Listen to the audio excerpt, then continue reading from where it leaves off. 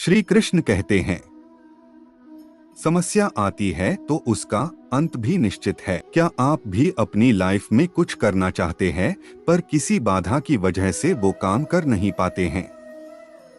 अगर आपका जवाब हाँ है तो ये कहानी आपके लिए ही है।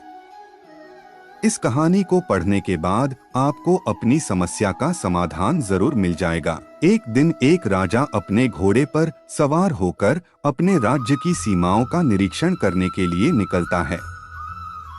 काफी देर तक चलने के कारण राजा और उसका घोड़ा दोनों ही बहुत ज्यादा थक जाते हैं। राजा ने पहले से ही अपने पास पानी रखा था और इसलिए उसने तो अपने पानी से प्यास बुझा ली, पर बेचारे घोड़े का क्या।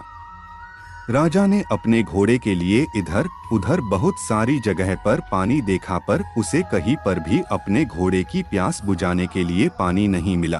पानी की तलाश में राजा और उसका घोड़ा दोनों आगे बढ़ने लगे। कुछ देर चलने के बाद राजा का ध्यान दूर खड़े एक किसान की ओर गया।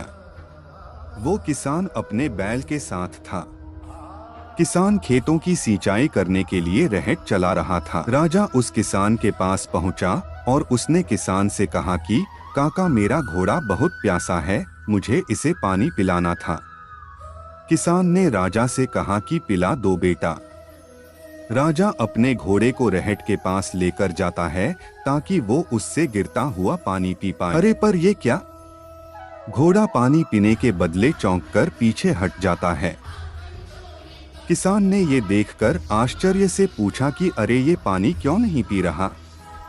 राजा ने कुछ देर सोचा और फिर किसान से कहा कि काका, रहट चलने से ठक ठक की जो आवाज आ रही है उससे यह चौंककर पीछे हट गया। राजा ने किसान से ये भी कहा कि काका, अगर आप थोड़ी देर के लिए अपने बैल को रोक देते तो मेरा घोड़ा आराम से पानी पी लेता।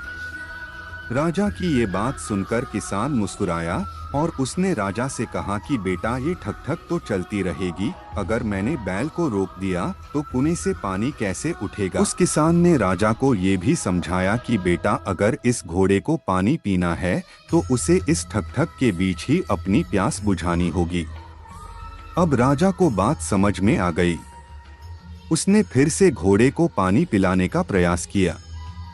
इस बार भी घोड़ा पीछे हट गया। 4-5 बार ऐसा करने के बाद घोड़ा भी समझ गया कि उसे इस ठक ठक आवाज के बीच ही पानी पीना होगा और उसने इस बाधा के बावजूद भी अपनी प्यास बुझा ली। अगर आपको अपने जीवन में सफल होना है तो इस घोड़े की तरह आपको भी बाधा के साथ ही अपने लक्ष्य में ध्यान देना होगा, तभी आप सफल हो सकते हो। जीवन में बाधाएं तो आती रहेगी, हमें सही समय के इंतजार में कभी भी अपने लक्ष्य से पीछे नहीं हटना चाहिए, क्योंकि जिस सही समय का आप इंतजार कर रहे हो वो सही समय कभी आएगा ही नहीं। हमें बहानों के पीछे छुपकर जरूरी काम से दूर जाने की जगह पर जो भी सिचुएशन हो उसी में इस घोड़े की तरह अपने लक्ष्य की ओर आगे बढ़ना होगा और तभी हम सफल हो सकते हैं।